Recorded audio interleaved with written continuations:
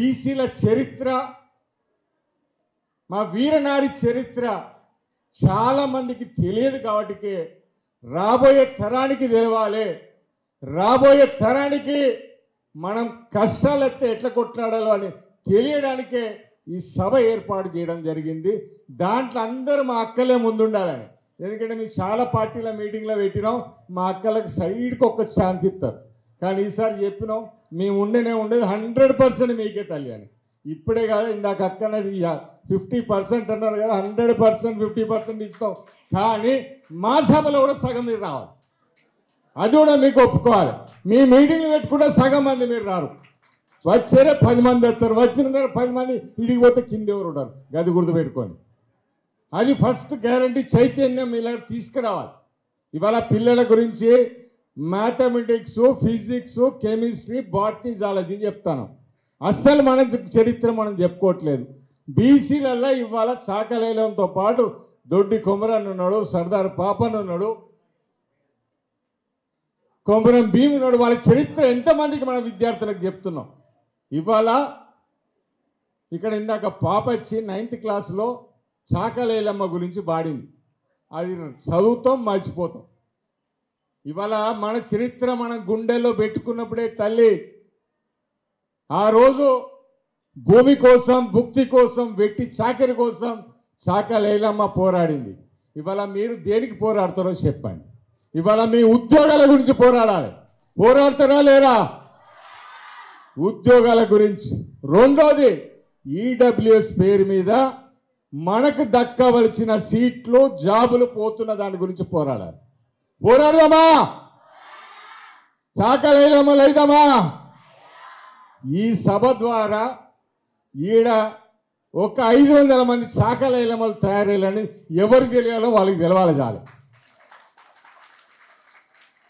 పాత రోజులు పోయినాయి. మాకు అన్యాయం చేస్తే సప్పుకొని కూర్చునేటోళ్ళం కాదు. బరాబర్ మా హక్కేందో మేము తెలుసుకుంటాం. మాకు ఉద్యమాలు తెలుసు. ఇవాళ సాయుధ పోరాటంలో కూడా మా పాత్ర ఉన్నది. మొన్నొచ్చిన తెలంగాణ పోరాటంలో కూడా నీళ్లు, నిధులు, ఉద్యోగాలంటే ఆ పోరాటంలో కూడా మా త్యాగాలు ఉన్నాయి. ఇవాళ 1200 మంది చచ్చిపోతే దాంట్లో లెక్కబెట్టు మా బీసీ ప్లాన్లు 80% ఉంటారు. త్యాగాలని మా అయితే, భోగాలని మీ అయితాయా? మా హక్కు మేము తీసుకోవడానికి మా మహిళలంతా ముందటికి రావాలి. ఇవాళ చైతన్యం మనలో రావాలి. అరే వాళ్ళు కొట్టుకపోతారు. మనం అడగకపోతే ఎవరైనా కొట్టుకోపోతారు భయ్. మనం గాడి ఉండేదే తెలుసు కదా. ఈ స్టేజ్ మీదకి రాం కదా.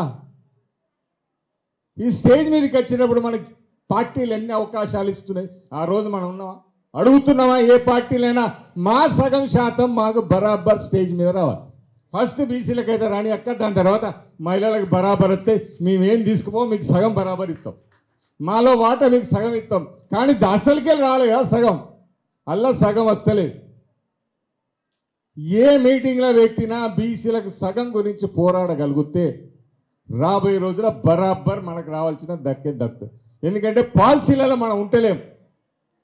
మనం పాలసీలలో ఉన్న రోజు బరాబర్ మనకు వస్తుంది. ఇవాళ రాబోయే అసెంబ్లీ ఎలక్షన్లో మన అసెంబ్లీ సీట్లు ఎన్ని తల్లించి పిల్లలు చెప్పాలి. తెలంగాణ అసెంబ్లీలో ఎంతమంది ఎమ్మెల్యేలు ఉంటారు తెలియదు. ఇది మనం చెప్పాం మన పాటలలో. 119 మంది ఇవాళ తెలంగాణ అసెంబ్లీలో ఉన్నారు తల్లి. 2028 నాటికి వచ్చేవారికి ఇంకా 34 కలిపితే 153 అసెంబ్లీలు కాబోతాయి. దాంట్లో బీసీ బిల్లు ప్రకారంగా 33% అంటే 51 మంది మహిళా ఎమ్మెల్యేలు ఉండబోతారు. 51లో మా వాట ఏందో చెప్పాలి, అడగాలి. మీరు గుర్తుపెట్టుకోండి. ఇక్కడ స్టేజ్ మీద అక్కలు అడగాలి, ఆడున్న పిల్లలు అడగాలి. రాబోయే రోజుల 26 మంది బీసీ మహిళలు అసెంబ్లీకి పోవాలని మీరు గట్టిగా అడగాలక్క. బరాబర్గా మా వాట ఏందో మీరు అడగాలి. మా బీసీలు మొత్తం కలిసి 153లో 75 మంది మేము ఆడికి పోతామని మనం చెప్పాలి. మన పిల్లలు ఎక్కడ కలిసినా నేర్పేటట్టు మనం ఉండాలి. ఆ స్ఫూర్తి నింపగలిగితేనే రాబోయే రోజుల్లో మనకు రావాల్సిన హక్కు బరాబర్ వస్తాయి. నేను ఈడికెళ్ళి చెప్తున్నా, పార్టీలు అన్నీ ఉన్నాయి కదా, అన్ని పార్టీలు మీరేమైనా తీర్మానం చేయగలుగుతారా? 50% ఎమ్మెల్యేలు రాబోయే రోజుల్లో బీసీలకు ఇస్తారా? మహిళలకు 26 ఎమ్మెల్యే సీట్లు పార్టీలు ఇవ్వగలుగుతారా? ధైర్యం ఉంటే చెప్పండి. మా మీద ఉత్తి సానుభూతి చూపించడం కాదు. బీసీలను ఆదుకోవాలి, బీసీలకు స్కాలర్షిప్లు ఇవ్వాలి. ఇవాళ 2 ఏళ్ళు అవుతుంది స్కాలర్షిప్ లేక మా పిల్లలందరూ రోడ్డు మీదకి వస్తారు. ఇవాళ బీసీ స్కాలర్షిప్, బీసీలకు అన్యాయం చేయించుకుంటూ స్టేజ్లకు ఎక్కితే, అసెంబ్లీకి వెళ్తే బీసీలను బాగు చేయడానికి ప్రభుత్వాలు అంటానే. నిజంగా నీకు మనసులో ఉంటే ముందుగా మా పిల్లల స్కాలర్షిప్లు ఇవ్వాలి. స్కాలర్షిప్లు రావాలా మీకు? బరాబర్ తీసుకుందామంటే ఈడి వాయిస్ ఢిల్లీ కాదు, హైదరాబాద్ కోటలు వినబడాలి. ఇక్కడ 500 మంది చాకలైలమ్మలు తయారయ్యలో బిడ్డ ఆగేది లేదు అన్నారు. మా చాకలైలమ్మలు అంతా రోడ్డు మీదకి ఎక్కిళ్ళనుకో, ఎస్సోంటోళ్ళైనా కిందికి దిగక తప్పదు. మాకు రావాల్సిన వాటా బరాబర్ తీసుకుంటాం. ముందు స్కాలర్షిప్లు తీసుకుంటాం, తర్వాత ఉద్యోగాలతో పాటు ఎమ్మెల్యే సీట్లు కూడా బరాబర్ తీసుకుంటామని తెలియజేస్తూ, ఇక టైం ఎక్కువ తీసుకొని చెప్పిన ప్రకారంగా బంద్ చేస్తా. ఇప్పుడు ఒకటి బంపర్ ఆఫర్ మీకు, ఓబీసీ ఏమో ఇవ్వబోతాను తెలుసా? ఓబీసీ అంటే మీకు చాలామంది తెలియకపోవచ్చు. ఇది ఒక organization for backward class development. BC పిల్లల ఆరోగ్యం, వారి ఎడ్యుకేషను, వారి ఎంప్లాయ్మెంట్ గురించి కృషి చేసే NGO organization, pure voluntary organization. పార్టీలకు అతీతంగా మీకు సర్వీస్ చేయడానికి ఈ ఆర్గనైజేషన్ ఎస్టాబ్లిష్ చేయడం అయింది. కొంతమంది ఇంజనీర్లు, డాక్టర్లు, రిటైర్డ్ ప్రొఫెసర్స్ అందరం కలిసి మేము కూడా గవర్నమెంట్ స్కూల్లో, గవర్నమెంట్ హాస్టల్లో చదువుకొని ఈడికి వచ్చాం. మా పిల్లలు ఇంకా గవర్నమెంట్ స్కూల్లో హాస్టల్ చదువుకుంటున్నారు. వారికి ఎడ్యుకేషన్, హెల్త్, ఎంప్లాయ్మెంట్ మీద సపోర్ట్ చేయడానికి ఆర్గనైజేషన్ ఎస్టాబ్లిష్ అయింది. దీని ద్వారా గడిచిన కొద్ది రోజుల్లో బీసీ గర్ల్స్ హాస్టల్లో 2 మెడికల్ క్యాంపులు పెట్టాం. ఈరోజు ఇంకొకటి మీకు తెలియజేస్తున్నాం, ఒక ఫ్రీ ట్రైనింగ్ ప్రోగ్రామ్ ప్లాన్ చేస్తున్నాం. గాలి మోటార్ నడిపితే ఏమంటారమ్మా వాళ్ళను? పైలటా? మా బీసీ పిల్లలు కార్లు నడిపితే బీసీ కార్ పైలట్స్ అని డిక్లేర్ చేయడానికి ఎవరికైతే కార్ డ్రైవింగ్ మీద ఇంట్రెస్ట్ ఉంటుందో వాళ్ళందరూ ఈ ఆర్గనైజేషన్కి అప్లై చేయాలి. మిమ్మల్ని అందరినీ కార్ పైలట్గా చూడాలనుకుంటాను. బీసీలేం తక్కువ కాదు, మేము కూడా పైలట్తో బరాబర్ రబోయాను. ఇందాక ఫస్ట్ రవలి అనుకుంటా జబర్దస్త్ ఇంగ్లీష్లో మాట్లాడింది. ఇవాళ అమ్మాయిని చూస్తే we all are proud of them. अरे मी कुछ कम नहीं है, ये बीसी बच्चे कुछ कम नहीं है. हम हिंदी बात करते, इंग्लिश बात करते, कोई भी लैंग्वेज बात कर सकते. ఇవాళ చూసేది కదా మన రత్నాలు లాంటి పిల్లలు నిజంగా గట్టిగా పోటీలో ఎవరు రమ్మంటే వాళ్ళు ఈజీగా చదువులంటే చదువులు, ఆటలంటే ఆటలు, పాటలంటే పాటలు ఇవాళ ఉన్నాం. సో మీ అందరి గురించి ఈ మంత్ ఎండింగ్ వరకు టైం ఇస్తున్నాం. 10th క్లాస్ పాస్ అయ్యి 18 నుంచి 25 ఇయర్స్ ఉండి మేము పైలట్గా, కార్ పైలట్గా చేయాలనుకున్న వాళ్ళకు ఫ్రీ ట్రైనింగ్ ఇవ్వడానికి ఈ సంస్థ ముందుకొచ్చింది. ఆ వీరవనిత యొక్క కథను తెలియని వారు లేరని నేను అనుకుంటున్నాను. ఎవరికైనా తెలియకపోతే ఈ సదస్సు ద్వారా తెలుసుకోమని నేను విజ్ఞప్తి చేస్తున్నాను. ముఖ్యంగా మన తెలంగాణలో ఉన్న రుద్రమదేవి, మరి సమ్మక్క, సారక్క, తరువాత మన సాకలి ఐలమ్మ, ఈ మహిళలు చాలా అతి వీరోచితంగా పోరాడి మన సొత్తును, మన సంపదను మనకు దక్కించడం జరిగింది. సాకలి ఐలమ్మ గురించి చెప్తే తను ఎక్కడో మారుమూల గ్రామంలో జన్మించడం జరిగింది. మరి చిన్నతనంలోనే పెళ్లి చేసుకోవటము, 5 పిల్లలు, ఒక పాప, ఒక అమ్మాయి. తను అప్పటికే ఆ రోజులో ఉన్న దేశముఖులు, దొరలు తనని ఇబ్బంది పెట్టడం అనేది జరిగేది. ముఖ్యంగా వారి వృత్తి ఏంటంటే బట్టలు ఉతుక్కోవడం. మనందరికీ తెలిసిన విషయమే. చాకలి వాళ్ళు బట్టలు ఉతుక్కోవటము, బట్టలు ఇస్త్రీ చేయటము, మరి దొరల ఇండ్లల్లో పనులు చేయటము, ఈ విధంగా ఉండేది. సరే, ఈ విధంగా చేస్తే నా పెద్ద కుటుంబము సరిపడటం లేదు, వాళ్లకు భోజనం పెట్టలేకపోతున్నా అనే ఉద్దేశంతో తనకు ఒక ఆలోచన వచ్చి, ఎవరి భూమినైనా కౌలుకు తీసుకొని పనిచేద్దామని అని ఒక ఆలోచన వచ్చింది. అది 100 ఎకరాలు ఉన్న ఒక దొర దగ్గర, దొరసాని వాళ్ళ దగ్గర తను ఒక 70 ఎకరాలు 40 ఎకరాలు అట్లా కౌలుకు తీసుకొని దాన్ని సాగు చేయటము. ఆ కౌలుకి ఇచ్చిన భూమిలో కూడా అన్ని రాళ్ళు రప్పలు, అసలు పండే స్థాయి లేని భూమిని ఇచ్చారు. అయినప్పటికీ తను చాలా కష్టపడి తను, తన భర్త, 5 పిల్లలు కష్టపడి దాన్ని సాగు చేయటం జరిగింది.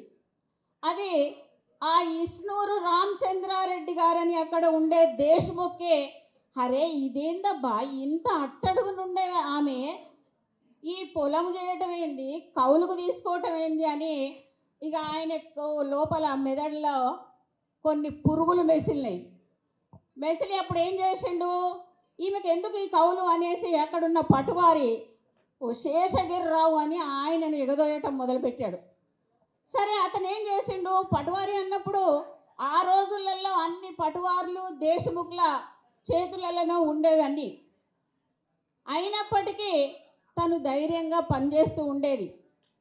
పని చేస్తూ చేస్తూ చేస్తూ ఉండగా ఒకసారి ఆమె మీదికి వ్యతిరేకంగా ఆమె పండించిన పొలాలకి వెళ్ళి వడ్లు తీసుకురండి అని, బస్తాల కొద్ది దోసుకొని రండి అని మరి ఆమెను చిత్రహింసలు పెట్టడానికి పూనుకోవడం జరిగింది. అందులో శేషగిరిది పాత్ర మరియు ఆ దేశముఖ్ పాత్ర.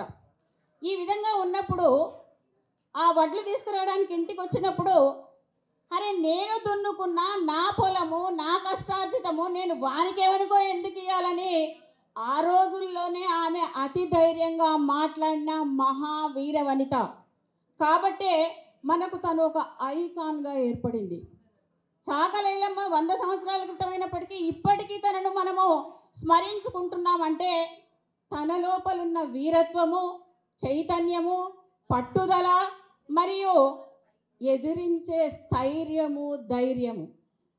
ఆ విధంగా మనము మహిళలు ఉన్నప్పుడు మనకు తోడుగా మన మగవాళ్ళు కూడా ఉంటారు, ఉండరని కాదు నేను అనేది. మహిళ దగ్గర ఉన్న శక్తి ఒకసారి చూపిస్తే తను ఇంటికి ఎవరైనా దౌర్జన్యం చేయడానికి వస్తే కొంగు మెలేసి చెక్కిందంటే ఆమెకున్న శక్తి 500 పెరిగి వాళ్ళని ఎదిరించేది.